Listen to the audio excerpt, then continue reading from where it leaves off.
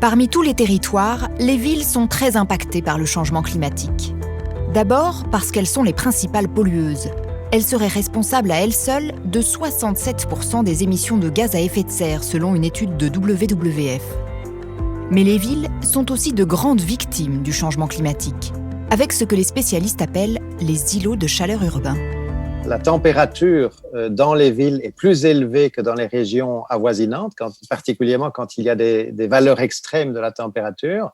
Ça tient à la quantité de construction dans les villes, à la densité de l'habitat, à sa couleur qui est souvent plus sombre que les matériaux naturels que l'on trouve dans les campagnes, la quantité de matériaux de type asphalte, béton, etc., qui a tendance à accumuler la chaleur. Eh bien, ce sont les deux principaux facteurs qui font que les impacts des changements climatiques sont souvent plus importants dans les zones urbanisées.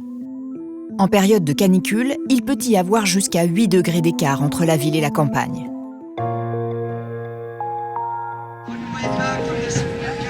Le réchauffement climatique devient donc un sujet très politique, au cœur des préoccupations des citoyens. 6 Français sur 10 se déclarent inquiets du changement climatique.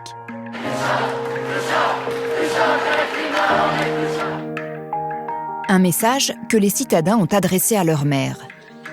Aux dernières élections municipales de juin, Europe Écologie Les Verts et ses alliés se sont imposés dans de nombreuses grandes villes et villes moyennes, comme Lyon, Bordeaux, Grenoble, Strasbourg ou encore Poitiers. On voit bien que les États ont du mal à prendre des mesures fortes.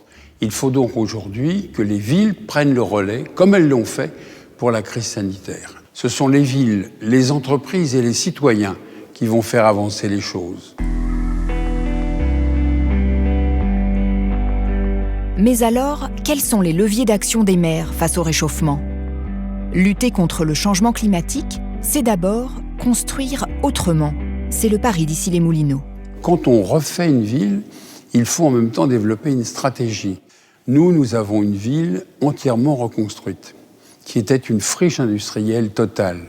Il fallait avoir le courage de casser, c'est ce que nous avons fait.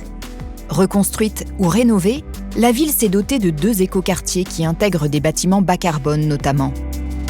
Un 3e, entièrement piéton, confié à Bouygues, sera livré en 2022. Les déplacements, c'est le 2e levier des maires qui doivent développer la mobilité douce. Il faut, sur la question des transports, permettre à nos concitoyens de se déplacer plus facilement, autrement qu'en voiture individuelle polluante. Donc, tous les modes alternatifs, il nous faut les développer et en même temps les conjuguer. Cette mobilité douce doit être au service d'une mixité fonctionnelle, c'est-à-dire le développement des interactions commerciales, sociales, économiques et culturelles dans un même lieu. Le 3e levier, ce sont les puits de carbone, ces réservoirs qui absorbent le CO2. Comme les végétaux par exemple. C'est le pari de la ville de Lyon qui va doubler le nombre de plantations dans les 10 prochaines années.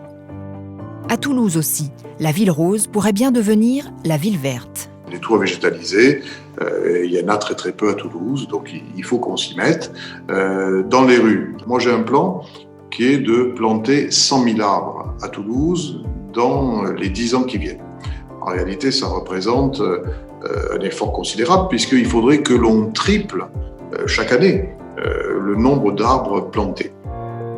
Non seulement les végétaux captent le CO2, mais grâce à l'évapotranspiration, ils agissent aussi comme des climatiseurs naturels. Un parc fait baisser la température environnante de 2 degrés et l'ombre d'un arbre permet de gagner 10 degrés en température ressentie.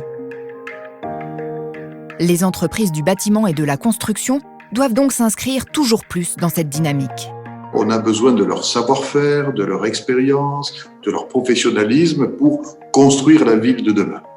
Simplement, la ville de demain, on ne peut pas la construire selon les principes d'hier. Tous les acteurs économiques qui contribuent à aider à aller dans cette direction-là vont, à moyen et à long terme, être gagnants par rapport à ceux qui ne joueraient pas ce jeu-là et ne s'inscriraient pas dans cette démarche. Donc, très clairement, les acteurs économiques ont un rôle, une responsabilité très importante, mais aussi ont intérêt à être le plus ambitieux possible par rapport à cette nécessité de protéger l'environnement et de protéger le climat. Ce changement est urgent. L'Accord de Paris recommande de réduire de 80% notre empreinte carbone d'ici 2050. Si nous ne faisons rien, les températures pourraient grimper de 7 degrés à la fin du siècle.